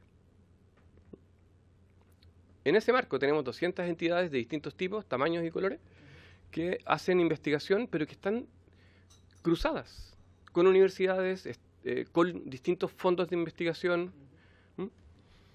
Por lo tanto, el mapa es un poco complejo. Por ejemplo, si nos vamos a la parte de las instituciones públicas en torno a la ciencia, ¿cómo definimos una institución pública que trabaja en temas científicos? La OCDE, más o menos por los 90, trató de hacer una definición y llegó a 4 clasificaciones. Una que son los centros orientados por misión, o sea, el NIH en Estados Unidos, o la NASA, o whatever de este tipo de instituciones, que son públicas con una misión para mejorar la salud de los norteamericanos, por ejemplo, en el caso del NIH. También están los centros o consejos públicos de investigación, donde estaría en Francia el CNRS, o en España el CSIC, el Consejo Superior de Investigaciones Científicas, que hacen investigación del Estado y que financian investigación en otros centros. Luego están los institutos de investigación tecnológica, los institutos Corfo, voy a llamarlo en corto, aquellos que tienen una misión que no es tan rígida, tienen un modelo más voy a leer mejor en esta parte, pero básicamente son más flexibles que los otros institutos del Estado. Pueden ser privados con participación del Ministerio de Economía, por ejemplo, como pasa con algunos, o con el Ministerio de Agricultura. Y luego están los institutos de investigación independientes que pueden ser financiados en un 100% por el Estado, pero que son independientes. Exactamente. ¿Dónde cae, por ejemplo, el centro de investigación, por ejemplo, de modelamiento matemático, que está dentro de una universidad? ¿Cae dentro de esta figura? Cae dentro de esta figura. Ya. Y ahí está la complejidad porque es Universidad de Chile, por ejemplo, Claro. hace una investigación de excelencia. Si no me equivoco, tiene un basal. Sí. Probablemente algunos de sus investigadores forman parte de algún núcleo o de algún instituto milenio. Sí. Pero todo esto pasa en un mismo recinto. Todos estos recursos van a una investigación de excelencia. Aquí hablar de Buchef, que es probablemente de lo mejor que hay. Muchas capas superpuestas unas sobre otras. Ahora, sin entrar en la historia, que eso sería mucho más entretenido, pero que nos sale del tema, quiero mostrar la siguiente imagen. Este es el organigrama que entrega la Contraloría sobre la administración del Estado.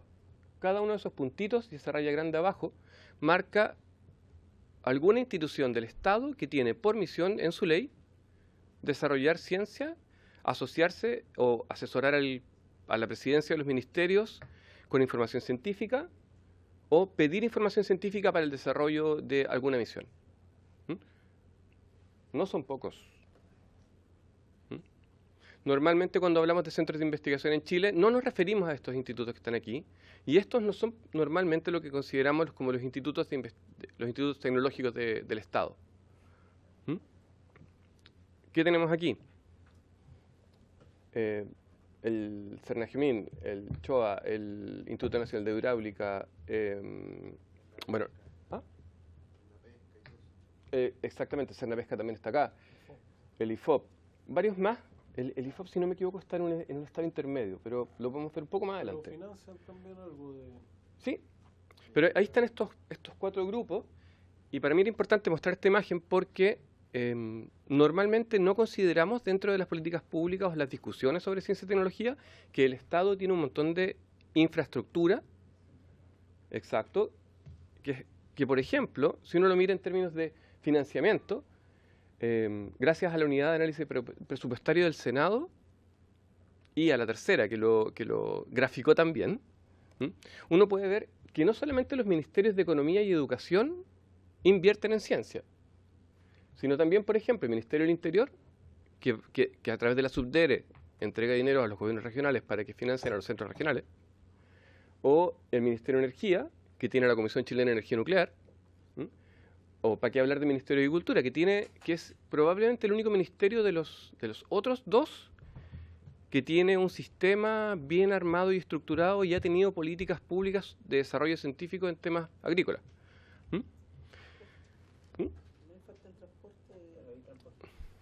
Agricultura tiene un centro en cada región de investigación. Tiene a los INDAP, a los INIA. Una pregunta cortita. ¿Mm? ¿Este mapa entrega información respecto al número de patentes que tiene cada institución? Aún no llegamos ahí. Pero van para allá. La idea es llegar ahí Ya. y además hacer comparaciones entre los... Sí. Ahora sí. Esta es una primera entrega y la idea es que este mapa nos permita ver cuánto es el financiamiento que se les entrega a los distintos centros, para después tener información que les permita a ustedes, los señores y señoras diputadas, realizar algún tipo de gestión sobre este trabajo. Yendo un poco más a la materia, por ejemplo, en el Ministerio del Interior está la ONEMI y los gobiernos regionales, el Instituto Nacional Antártico Chileno, que hoy día es la puerta de entrada a la Antártida desde el continente. Disculpe. El Instituto Geográfico Militar, el SHOA, DGAC, el Instituto Nacional de Derechos Humanos, que se le encarga también hacer labores de investigación en ciencias sociales, lo que conversamos de Cernapesca. CONICIT también está aquí porque en su mandato, el CONICIT original tenía como misión asesorar al presidente o la presidenta de la República en términos de política científica, no solamente entregar fondos concursables bajo distintas materias. A grandes rasgos, y en este trabajo en proceso que estamos desarrollando, uno podría decir que hay cerca de 38 centros orientados por misión. Estos son que dependen de ministerios que han sido creados por ley para hacer este trabajo, y las universidades estatales, que también tienen esta tercera misión de las universidades dentro de su ADN. Los centros o consejos públicos de investigación, que normalmente uno se imagina, o quien desarrolló este trabajo estaba pensando en estos grandes centros públicos franceses u europeos en general, y que aquí son CONICIT, Corfo y Milenio. Y se incluye en este caso a Milenio porque, sin ser un centro de investigación, entrega un grant muy grande para desarrollar unas líneas de investigación de excelencia que además han sido muy exitosas. Estos institutos de investigación tecnológica que decíamos al principio, que son los institutos Corfo y los centros tecnológicos para la innovación, la Fundación Chile, y luego probablemente son más de 91. Pero ahí estamos trabajando para ver si es que entre los CONICIT regionales, los FONDAP, los programas de apoyo a la excelencia científica, los centros internacionales, los observatorios,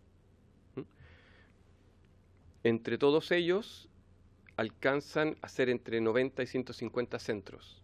Pero como a veces hay un mismo centro, lo que decía del Centro de Modelamiento Matemático, que se superponen, entonces no queda tan claro cuántos son.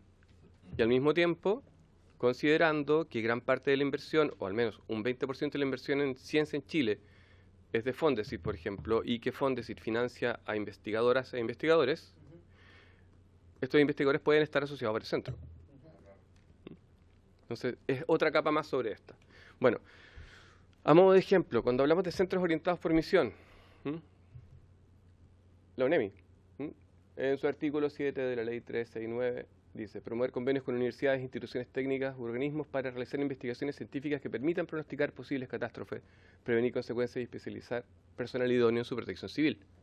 Esta es una función pública clásica y que probablemente existe en todos los países que tienen sistemas como el nuestro, y que sería súper interesante conocer cuáles son los desarrollos que están haciendo en estas materias.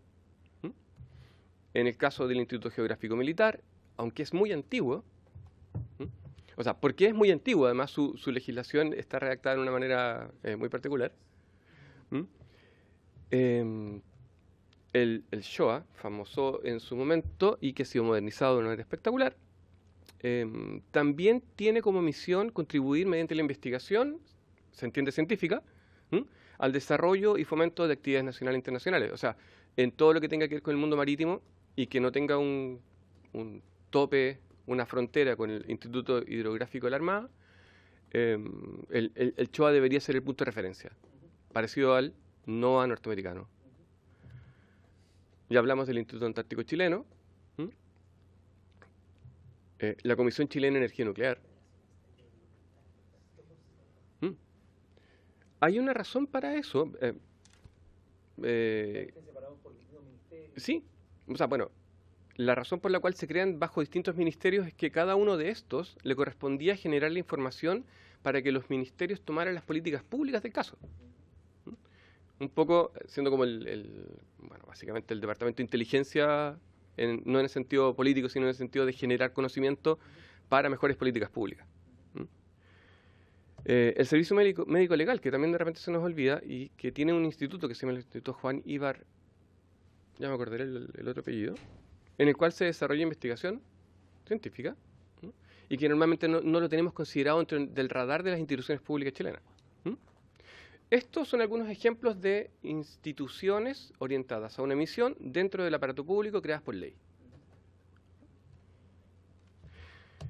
Si pasamos a la segunda definición, que era la de centros o consejos públicos de investigación, Corfo, CONICET y la Iniciativa Científica Milenio cumplirían este rol dentro de esta definición que utiliza la OCDE para definir institutos públicos. Exactamente. De maneras distintas, con enfoques diferentes, y a veces traslapados, pero básicamente son este tipo de instituciones que entregan financiamiento para desarrollar investigación. Por favor. Toda esta investigación financiada por el Estado, me imagino que la disposición de ella está en cada uno de los ministerios, cada uno de los servicios. Me imagino que estas investigaciones están alojadas en cada uno de los ministerios, en cada uno de los servicios, y por lo tanto no hay un banco de datos, de información, de investigaciones financiadas por el Estado. Eso no existe.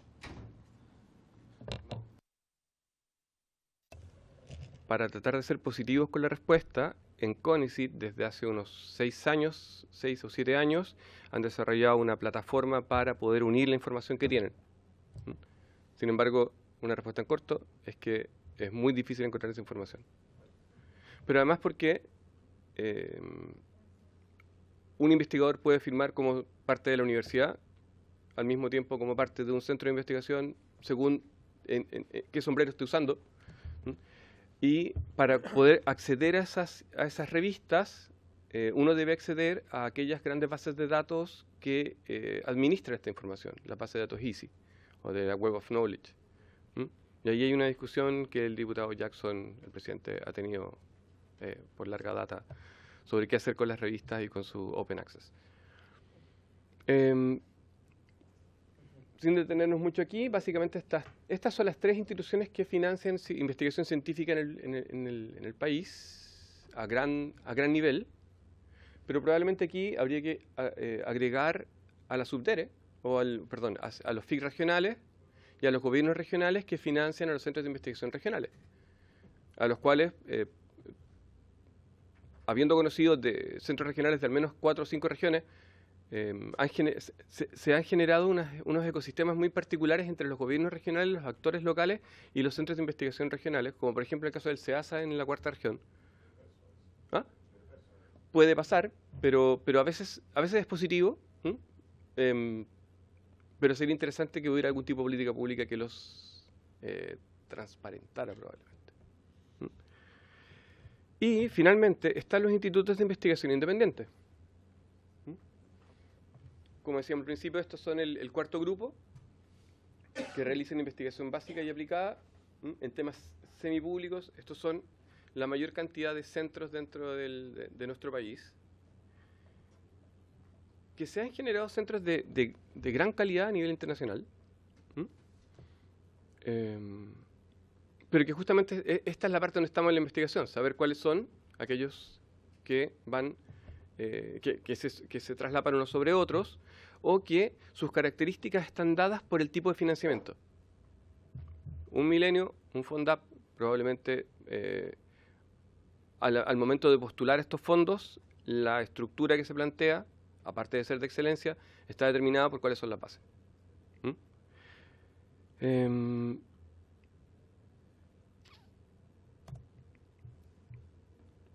Para referirme a la segunda parte, que es un poco la más difusa, que tiene que ver con cuáles son esas instituciones privadas que colaboran con el aparato público. Nuestro país, y estos son datos de un informe presentado por la DIPRE este año, que es un análisis presupuestario sobre ciencia, tecnología e innovación. En él se indica que el presupuesto de ciencia y tecnología, al menos en un 70%, tiene un enfoque neutral, es decir, a excelencia y oportunidad de presentarse al concurso. Detrás de esto no hay un foco sectorial o temático. Luego entre un 13 y un 15% sería sectorial, es decir, a un área en particular, pero no a un problema. Y luego, más o menos un 6% sería estratégico o por misión. Del otro lado, muchos ministerios y reparticiones públicas licitan las necesidades que tienen de conocimiento y licitan estudios.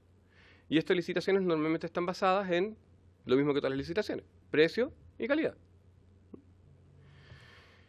En ese marco, los centros independientes postulan este tipo de información y estamos analizando los datos que vamos a encontrar para saber cómo son los flujos de información, desde los públicos, público-privados o privados, al Estado, y si esta información también tiene algún tipo de correlato con las instituciones públicas que, al menos por ley, tienen el mandato de realizarla. Finalmente, esta es la antepenúltima diapositiva. Algunas inquietudes del trabajo que estamos realizando son: ¿cuál es el presupuesto de las instituciones de investigación del Estado? Y si están cumpliendo sus funciones. Esto en la lógica que, por ejemplo, CONICYT tiene como mandato, en la ley, asesorar a la Presidencia de la República en políticas de ciencia y tecnología, que vendría a ser muy similar al mandato que se le entrega al Consejo Nacional de Innovación para la Competitividad cuando se crea. Hoy para el desarrollo. Perdón, hoy para el desarrollo, claro. En esa información se podría incluir el aporte basal de cada uno, el aporte del Estado. De cada una de las... Sí, como aporte basal. Creo que es súper importante eso. Pero separando, desagregando. ¿Qué porcentaje de aporte basal tiene cada una de esas instituciones con respecto a lo que pueden generar ellos mismos? Absolutamente, esa es una de las ideas, ir viendo cuáles son los aportes que se hacen, cuáles son los apalancamientos, por ejemplo, con centros internacionales, y ojalá logremos llegar a un punto en el cual veamos si es que cuánto es lo que aportan las universidades, por ejemplo, para la construcción de estas de las infraestructuras, cuánto es el dinero que se dedica específicamente a investigación. Bueno, somos ambiciosos, esperamos no estar siendo ingenuos al desarrollar esto. Y también tratar de ver, porque hay información sobre eso, de cuáles son los flujos de información que quedan acá en Chile.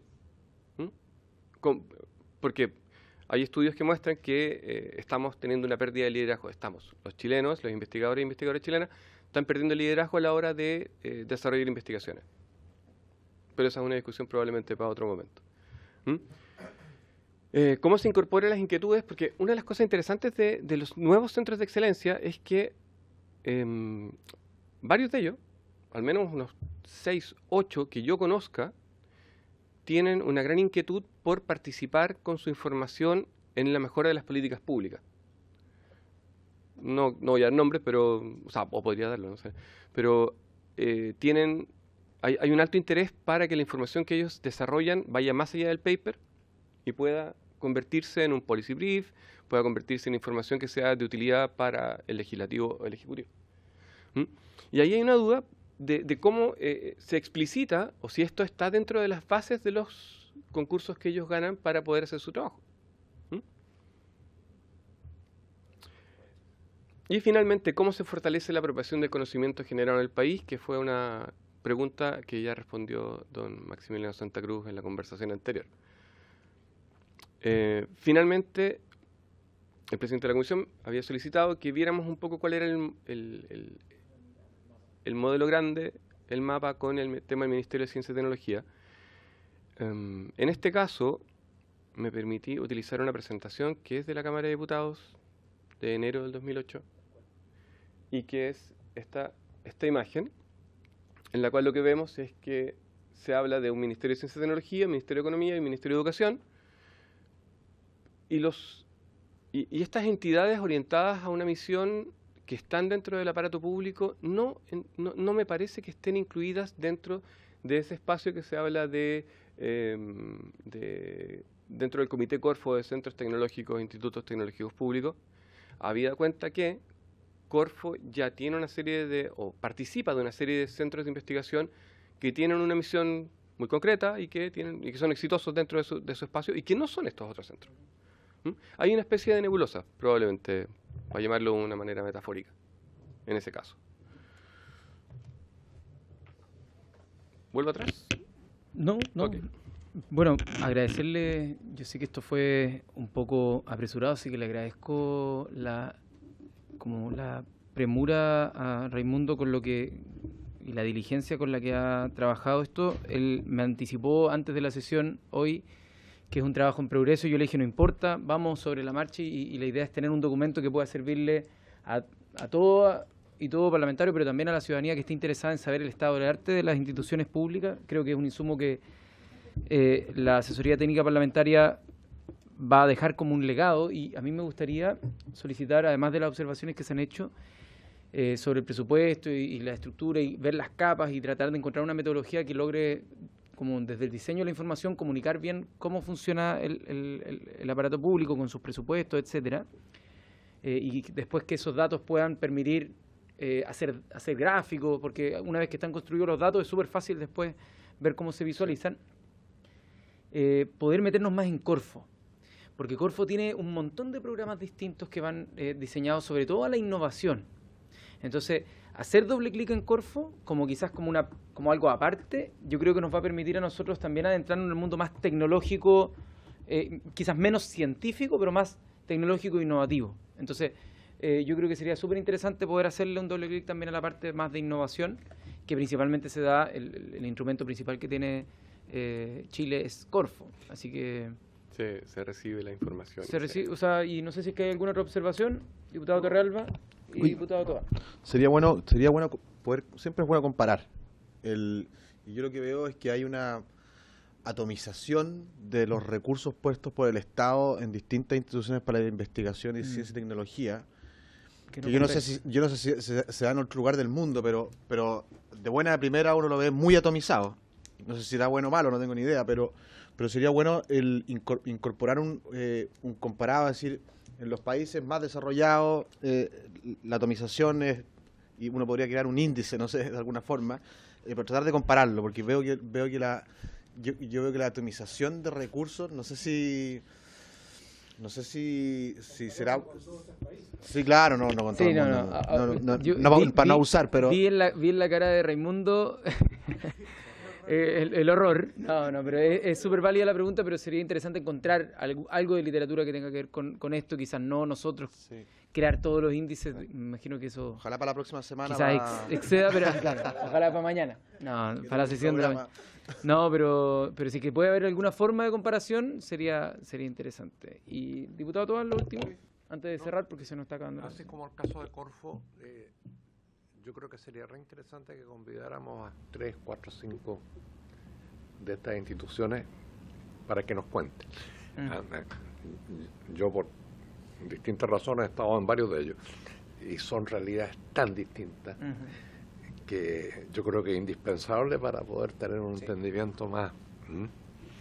Bueno, de hecho ya hemos citado algunas al Consejo Nacional de Innovación para el Desarrollo, estuvo acá haciéndonos una presentación, estuvo don Mario Amuy, post creación del ministerio, haciéndonos una exposición y el balance y las proyecciones que tenía para todo lo que era CONICIT y los programas de Fondesit en general y las distintas iniciativas de financiamiento a la investigación. Y yo creo que podemos seguir invitando a medida que tengamos tiempo, porque quizás si es que no hay espacio para avanzar en lo legislativo, a mí me interesa que esta comisión vaya generando capacidad instalada para a futuro ir legislando y que ojalá no fallemos en las citaciones, o sea, que siempre nos juntemos y por último para ver algo y vamos aprendiendo, y sobre eso seguro van a salir iniciativas de mejoramiento legislativo. Así que, don Raimundo. Me gustaría dar un pincelazo de respuesta a la pregunta del diputado, o la solicitud, y es que en este caso, con una cultura de la precariedad como la que ha habido siempre en Chile en términos de ciencia, quizás la atomización funciona bien a la hora de tener distintos botones de grupos de investigación que son capaces de desarrollar más cosas. Y algo que quiero ser súper explícito en que el mensaje de esta presentación es que aquí no hay opuestos entre aquellos centros que son públicos y privados, sino que son complementarios ambos con misiones diferentes. Y que con un buen sistema, por ejemplo, los irlandeses son muy buenos para hacer pequeñas redes entre pueblo y pueblo, y los españoles también, así que hay algunos puntos de comparación con otros países. Gracias. Bueno, muchas gracias, don Raimundo. Vamos a seguir en este trabajo, ojalá construyendo por sobre cada una de las presentaciones que vayamos a tener, y por haberse cumplido el objeto de la sesión, esta se levanta. Muchas gracias, presidente.